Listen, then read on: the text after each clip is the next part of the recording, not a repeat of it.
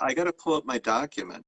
Okay. While you're doing that, I'm going to let viewers know that for those that aren't aware, your son and I sat down to record an episode for your family addiction coaching podcast about like what, 2 months ago, maybe. And we talked about like your son's addiction and how it impacted the two of you. So today we're going to talk more about your experience about that and how you felt about it and how you deal with it and just some thoughts that you didn't really get to share during the podcast recording. Now this is kind of cool in the sense that I can read off of my monitor. My monitors are behind my cell phone, Right? so I can like read off of it, but it might not be quite so obvious. So I'm loving this out so far. It looks like a friend of mine, Randy, joined. He's watching. Hi, Randy. Andy. Okay. Yeah. So, do you want to start it? Yeah, I'm just curious like how it felt for you to record that episode. You know, talking about that with your son, Mike. That's good. Why don't we, what are those take it from the top? Yeah. If you're shooting a movie, Yeah. quiet on the set, and then you introduce. I'm Amanda. I'm a person in long-term recovery. You are? Patrick Doyle, family addiction coach. You're a father to a son with an addiction. Right. Yeah, exactly. Yeah, that's the big news. So Amanda and my son Michael and I, the three of us, we recorded this podcast episode a couple of months ago. And so for the first time, my son felt comfortable with disclosing to the world his struggles with an alcohol problem, severe alcohol use disorder, I guess you could call it. And also felt comfortable with me identifying myself as a parent with an adult child with a severe alcohol use disorder. So the episode was really interesting. And I don't think it's just because I'm Mike's father that I thought it was interesting. I think there was a lot of good content in that. And there was a lot of information that we were sharing and that we were hearing from Mike, and that I was sharing stuff that you don't generally hear. Mm-hmm. Like, for example, Michael not wanting to do traditional treatment activities. Tried them, did not find them helpful, but was having some success doing a different type of approach, but it was working for him for that moment in time. And listening to the episode afterwards, I was thinking, wow, that's a really good point. Wow, that's a really good point. Wow, all these really valuable points that were brought up, that it would have been nice if we had a 20-hour podcast. It would have been nice to digress and talk about for the audience. So, okay, so here's an example. Michael's not following the traditional paths to recovery. What does that mean? And, multiple paths to recovery, for example.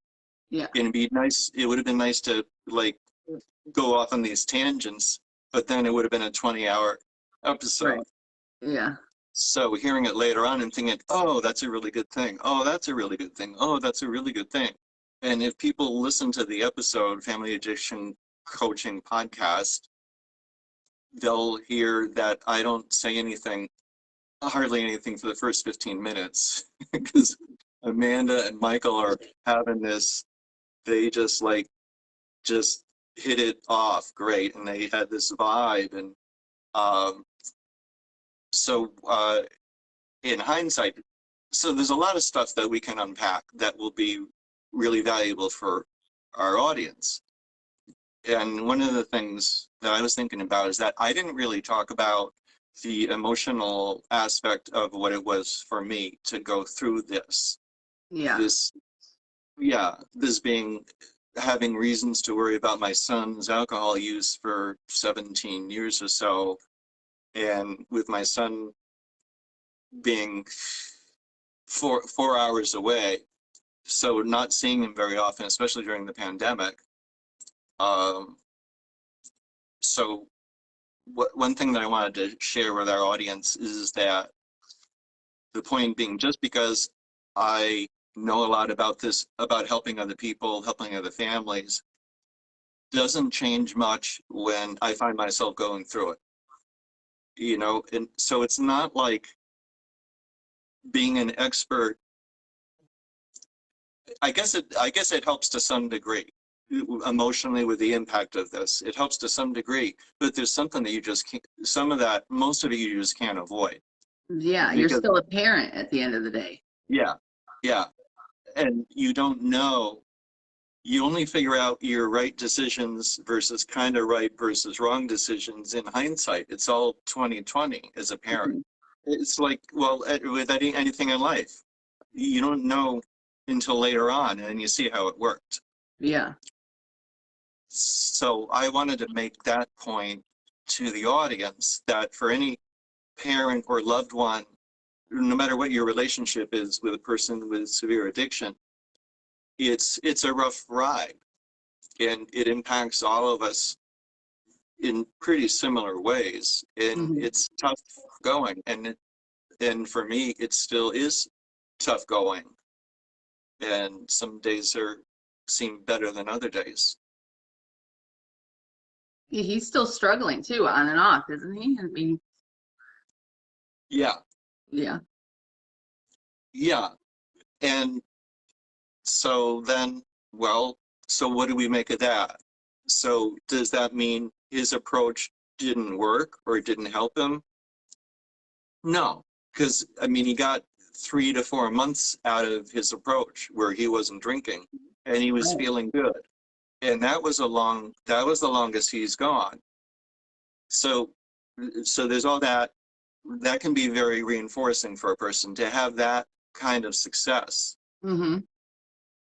So maybe it's a matter of building on that and fine tuning it. And then for him, I think he's looking to see what else can he do. So I think having had that much success, no alcohol for 3 to 4 months, was very positive. That was recovery, and it still is recovery. It doesn't matter whether he's drinking right now or not, you know? Right. Yeah, it doesn't have to be you have to hit a year or you have to follow these certain rules or whatnot. It's, recovery is what it means to you and what you make of it. As long as you're Yeah. making progress, that's Right, recovery. So, right. And having some success hmm. can be a source of positive self-esteem and self-confidence, and encouraging you to keep trying. And that's what he's doing. So recently I heard from Michael, and he's got a question about psychedelics and wants to know what we know about that. Hmm. And just the fact that he is again reaching out and asking us about them, I think that's recovery right there. He's not quitting on himself. He's not giving up. Yeah. He's not thrown in the towel. He's just trying to learn more. And it's like he's leaving no stone unturned in this recovery journey, Yeah, he's which, looking for what could work for him. right, which is, it's awesome. And that's all you need, is that determination, and just getting back up and trying again. That's, if you do that, you you got a high chance of being successful, Mhm. don't you think? I do. And for those watching that don't know, Mike, Patrick's son, texted both of us in this group chat that we were in before we recorded the podcast. And so that was interesting, but it was really nice because, he obviously felt like he could be open and ask that, and he's asking both of us, and I'm somebody who's done a lot of psychedelics, and then, it's like this perfect little situation with an with his dad, an expert, and then, this old drug user. So it's like he got Drug two user different, expert, drug he user got, expert. he like got two different perspectives, and that's nice. Yeah. I've been curious though, like how did it make you feel when he was asking about microdosing mushrooms? Well, So, at first I see you like you're all excited. It's like you're writing back to him like a kid in a candy store. Like maybe he found out, I don't know, healthy nutrition or something. Oh yeah, do this healthy nutrition. No, low carb, no fats, no sugars. Like yes, but it's psychedelics. yeah, yeah, I had to be So at very first I'm thinking, oh, Amanda, I love you, but you have no idea how this is going to come across because it sounds like you're giving green light and this will definitely work and definitely help you, and maybe it will. Um, but that I think the fact that you answered that way was good too, because you kind of pulled me out of my parent freaking out thinking, what the hell? Like, what? Oh, come on. Because it depends on how you look at it. I mean, if he's still struggling, that could be concerning and worrisome and upsetting and discouraging, that kind of thing. But the fact that he's keeps coming back and he's coming back soon, for him especially, that's a yeah, good sign, right? yeah. And So I warmed up to the idea pretty quickly. yeah, that's good. Yeah, I wasn't sure, how you were gonna feel about that or handle that or whatnot. I wasn't either. I mean, my first reaction was just this pain because I'm thinking, wow, he's going through a hard time again. Hmm. And then I'm thinking, oh, like, well, okay, maybe. But like, then I'm thinking, well, there are some traditional routes that sometimes do help. And like, so like maybe it's good to keep a mind open. I don't Yeah, know. yeah. And with all the studies and stuff that they've done, I think as long as he's careful and in a good headspace, you know, microdosing doesn't seem like it will hurt anybody. But I'm also not an expert, and I don't know. So I've never microdosed, but I know it's a lot more relaxed and controllable compared to taking a large dose like a lot of people do. But I think you Right. handled it pretty well, though. I do. It's got to be tough, being a parent and just like he's asking a question about this, and I just can't even imagine all the worries that you would have about that. Yeah. Yeah. Right. Plus, there's also this arrogance. I guess it's arrogance, but it's kind of like, oh man, if only he would do this, if only he would do that. Like, I know what's best for him. I like, if only he'd keep going to smart recovery. Yeah. But, and that's my flaw. That's my character defect, or that's, I don't know, it's the impact of addiction, or it's just loving someone so much that you just, I don't know. It's not so much, you just want him to thrive, Mm. and to, be healthy and to enjoy his life to his full extent. Yeah. How do you even, I mean, what do you do to keep your own agenda out of it? I feel like a lot of parents struggle with that, like the whole, like not putting their own needs first, for their child. Like, how do you trust that he's going to do it, what he needs to do and he'll learn? And Yeah, how do you even do that? that's a great question. I don't know. Um, but I mean, it's always made sense to me. I mean, I got the point that when your kids start growing up into teenage years, you're trying to prepare them for making independent adult decisions on their own. Mhm. So I guess it's just doing, using that as like the framework and encouraging him to gather more factual information, talk to people about it.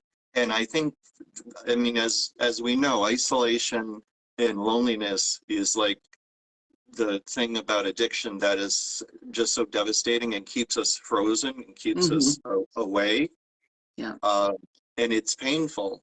So I think the fact that he's letting us know that he's struggling is just great. That's just fantastic. So he's taken care of, so he feels a little less isolated, a little less lonely in his struggle. Yeah, and we had a conversation about it too. So I didn't even think he was asking for himself, because I try not to make those assumptions, but he was. So yeah. Well, and it's interesting, Amanda, because you and I have both done research into this, and I've been asking around to other people who have a lot of experience with microdosing, or journalists who have written about it, therapists who know. So I'm finding therapists who report that some of their patients are doing it. And the therapist, because it's not exactly legal, the therapists aren't participating in it, but they know that their client is doing it, and that the client finds it helpful, and that the therapist is confirming that for some of their clients it has been helpful. So that is interesting, and I think it's good to explore all the options and not give up on oneself. for sure. Sure. How did how did his impact, like how did his struggles with drinking and stuff over the years? How many years did you say? 15 years? Like how did that So, impact you as a parent? Like just well, I mean, risky behaviors, and he talks about his DUI arrest. So, when you hear that someone is driving under the influence, it like scares the hell out of you, because you're thinking, oh, because we all know what can happen. So there's that. So it's the kind of thing that is always in the back of one's mind. And I guess the way I manage that or deal with it is I'm very much aware that I only have so much bandwidth. I can't like take on other people's stuff. right. I've got my hands full with my own stuff, my own struggles. Um, so I think that's what I aim for. That's what I try to do, and I guess I do it. And I just keep repeating to him, I gotta believe you're gonna land on your feet, and you've got so many positive things going for you in life, and so many skills and talents and so many passions, and you're gonna be okay. And he does have a lot of successes and talents and times of being okay. So that's my assumption, that he's going to find a way through this. It seems better to believe that than not. Well, yeah. Yeah, for sure. Yeah. I think it's got to be hard. It's just got to be really hard to so many parents tend to not put like their self-care first, and they just Right. they just focus right on their child and try to fix and control, and it's Yeah. all that they're thinking about. And so to not do that, it's got to be extremely, extremely hard. I mean, Yeah. Well, I find that there's a lot of grief, um, that I go through. It's grief for seeing your child struggle and have a hard time in life. And so it makes me sad. You being a parent means you sacrifice a lot. And I mean, you would sacrifice your own happiness for your child if it was a choice, you know? Yeah. And so, yeah, that's always there. It's interesting because I'm not a parent, and so I don't think about that stuff very often. You know, like when you said that he got a DUI, and the first thing that comes to your mind is that he's, out there driving after drinking. Comes to my mind is like, oh man, DUI, he's got court, he's got fines, he's probably jailed. Like, I don't even think about the part that somebody's out there driving under the influence, because I'm not a parent. So it's interesting. Just talking to you about this helps me realize some of the things that my own parents thought about and dealt with, and carried with them. And I know that they had to find ways to cope with learning that I was, learning that I was using drugs. And yeah, it's just interesting. And like you have all these skills and you're an expert and you coach other families, but you still have to manage that yourself, being a parent. Right, right. Well, I think one of the side benefits in doing the work I do is that I say all these things to other families, and I'm also saying it to myself at the same time. Yeah. And being one of the things I love about coaching is that I can be a real person and I can share. So my families tend to hear about my um, my family struggles with addiction, and I do share that when it's in the family's, my coaching family's best interest, if they can benefit from that. So I do share it, and it does help a lot. And there's a lot of bonding that goes on, and there's a lot of I think they call it parallel process. I'm helping a family that I'm coaching work on a certain aspect of their recovery. And so it's almost like my recovery is working on it too. I'm saying it to them, I'm saying it to myself at the same time. Yeah. And a lot of families feel like they're alone too. And so that helps people Yeah, not feel alone. yeah, yeah. And then if you add dual diagnosis to it, if someone has a depression, an anxiety, or if there's been abuse of any kind in the family, it just like it's a multiplier of Yeah. shame and embarrassment and confusion. And I think that I think so.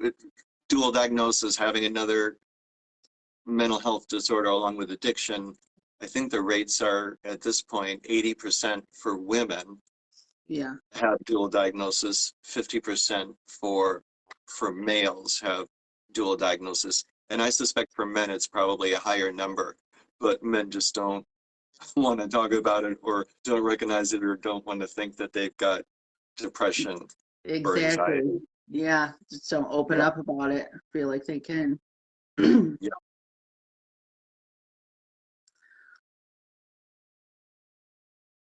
Trying to think of other things that you wanted to touch on here. How did you figure out what your role was in his journey? Where you fit in? Well, let's see. Well, I guess I early on when Mike was in high school and um, one time he came home. Luckily, he has these guardian angel friends that he's had his whole life. And so during his high school years, there was one guy who never drank, never used drugs. He had his own car. He was really responsible, and he's a really, really nice guy, John, Mhm. one of his best friends. And thank God. So John kept Michael safe. John would drive Michael home and would help him stagger into the house. And then I would take over and while Mike was, vomiting from too much to drink. Mhm. So his friend John saved his life. I don't know how many times, but like I owe him the world. great guy, and they're still friends. And then, so after one of those, the next day, I just went up to, I was thinking, well, what can I say? So I said, I don't want to bury you before you turn 18 and before you know, move forward out of high school. I don't want to do that. I mean, if that's what happens, that's what I'll have to do. But Yeah. I'm, I'm just telling you that that was just my fear that, that he was going to come to serious harm or worse. And so I thought, well, you know, maybe that'll, I don't know. I just thought it was a good discussion to have. So we had that discussion. It didn't last long. And Mike, he listened to it, and I mean, I knew he was upset that that's how it impacted me. Um, and I just thought it would be good for him to know that. Not in a, you know, laying a guilt trip on him, but just in terms of like, I love you, I care about you. And this, it seems like this is what's in the balance. You know, Yeah. what can I do to help? I want to do anything I can to help you get a good start in life. I don't know if that answers your question. I don't know either, but you didn't like yell at him, which I think is pretty amazing. You No, know, like, I would have been in total trouble. I would have been grounded and yelled at, and I would have right. felt awful. And I think that's usually the go-to. I think, you know, it's easy to turn our worry and concern into anger towards other people. Right. Right. And it's fear Mm-hmm. too, Yeah, you fear. know. That's the word. Well, it's both. It's anger and fear, but it's easier to deal with the anger than the fear, especially for men. Yeah. Um, Somehow I learned that when Mike was much younger. So that was good. I learned that I had this crazy idea that showing my anger when he wasn't doing what I wanted him to do, like take a shower, clean up your room, do your homework, whatever, that if I showed my anger, then that would motivate him to follow through and do these things. Yeah. I don't know. I don't know where I got that crazy idea, but then I mean, at some point, uh, I realized, wait a minute, that's just going to push him underground. And so once I realized that, I found it real easy to drop that. And so then I realized, no, I mean, he knows I'm angry. He knows I'm upset. I don't have to show him, and just like talk to him and try to have a conversation about it. So that was good. Um, Another thing I learned earlier than that was try not to set him up for deception. And back at that time, it was more like, Mike, did you take a shower yet? Like, I don't know, maybe he was 10 years old. So, Yeah. Mike, did you take a shower yet? And he would always say yes, even though he hadn't. Because he wanted to keep watching TV or play a video Right. game or play Yeah. music or something like that. So then all of a sudden it occurred to me, well, and then I would get so frustrated when I learned that he hadn't taken a shower. But then I thought, well, why do I keep asking him? So then I change, and so then I'd say, Mike, it's time to take a shower. And he'd say, I already took one. Then I would just start laughing at him. Oh, that's a good one, Mike. Yeah, right. That's a good one. And he responded to that. And then he would start laughing and he'd say, okay, kind of thing. So it's like, try not to set your kids up for a deception by, you know, certain kind of questions. Yeah. Yeah, it's like, and joking with him like that, it's like you're on the same level as he is, you know? It's almost like a inside joke Yeah, instead of, exactly. yeah. Yeah. And you heard in the interview for the podcast that he likes joking around. Mm-hmm. He Yeah. likes to keep things light, and he Yeah. likes to laugh. So yeah, using humor with him, and if I could laugh, he would laugh too. So I mean, that's how we relate to each other, keeping things light and making jokes. So, and he responds well to that. It's like engaging for him instead of off-putting. It's genius, really. Yeah, It that was a really good one. So that's good to, it's good to learn that kind of stuff. The sooner we can learn as parents, the better off we are. Another thing I figured out is that my kids, they love to hear me talk about when I was a kid, especially if I talked about an embarrassing incident or yeah. one thing that I really goofed up on. Yeah. And so my kids, they would love those stories. And so I've got two kids. My daughter's 5 years younger than Michael. And when the three of us are together, at some point, one of them will say to the other a catchphrase or something. Dear Mr. Fantasy. Dear Mr. Fantasy is a psychedelic rock song from 1968, Traffic. It's a wicked awesome song. I used to sing it in the house, and it Uh-huh. was psychedelic, so I would distort my voice to go along with that. And when my kids were young, they heard me singing it. They thought it was hysterical. They thought, what's the matter with Dad? Why can't he sing? So they'll say, Dear Mr. Fan, and they'll imitate me to each other, and they'll both laugh hysterically. So, It's great. Your music seems to be a big thing in your house too. Um, yeah. as like a way for him to cope with things and Oh, sports you yeah. guys talked about and like the structure of sports and the teamwork and all of Yeah. that really tied into like him working out to stay sober and it's Yeah. all stuff all tools that you gave him as a kid. Yeah. And then like throwing a baseball. So much of that episode I had never heard before, even though it was because you were working your magic, Amanda, and you were asking these thought-provoking questions. You were like pulling stuff out of him, and he obviously felt so comfortable talking to you. But like, I had no idea how much you enjoyed us throwing a baseball back and forth. Yeah. Um, but he said that was one of the highlights, along with like listening to rock music while we were doing work around the house, even. And I used to throw pop flies to him.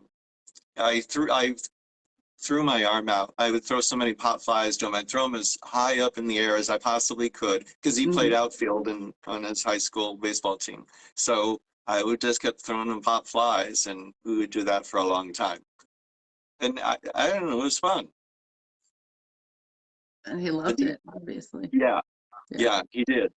Yeah, and the music as well. I mean, both my kids and their mom and me. I mean, we all just love our kind of music, and they really related to that. And yeah, it's so for both of my kids, it's music is one of these stress management approaches that works for them, that it gives them joy and excitement, but also like comfort during tough times. How can parents find those comfort things and like use them to help, their adult children if they're struggling with substances? How did I know my kids were going to like classic rock? I didn't. I just liked it and I did Yeah. it. And so we always had it playing in the house. So we'd be playing a board game as a family, and there was always a Beatles album playing in the background. And so my daughter, she wasn't even alive when the Beatles were together, but she loves the Beatles Hmm. because I don't know. So you just, you do things that you think are fun, and sometimes your kids respond to them and they have fun too. And I think, a parent can like think back to those times as a kid, like maybe happy memories that they had, just the simple stuff, not like going to Disneyland for some extravagant vacation, but just the simple stuff at home and if they can use those to create like a safe space or to have Yeah. a comfortable conversation or whatnot. I mean, I even remember when my mom would play music and she would like clean the house and blast her music so loud, just old Yeah. 90s stereo, and the pictures on the walls would move and everything. She couldn't hear anything I would say to her. But like that's what I remember is her playing music and cleaning the house, you know, super loud and just like it was a happy moment. I wasn't even doing anything. She was cleaning, but it just like felt good. Right. It was that comfort. and everything. And Yeah, it's like modeling for your kids. Mhm. And it's having fun and showing it's adding something more to life. Yeah, for sure. Especially when my kids got into high school, we didn't have like a lot. I don't know if any parent has sit down talks with their kids, but like a lot of our interactions would be like hit and run. We'd pass each other in the kitchen and we'd say something and the other one would say something and we both start laughing. And then you go off to different parts of the house kind of thing because they have your life and you have your own. Hmm. So, but those are good times, good days.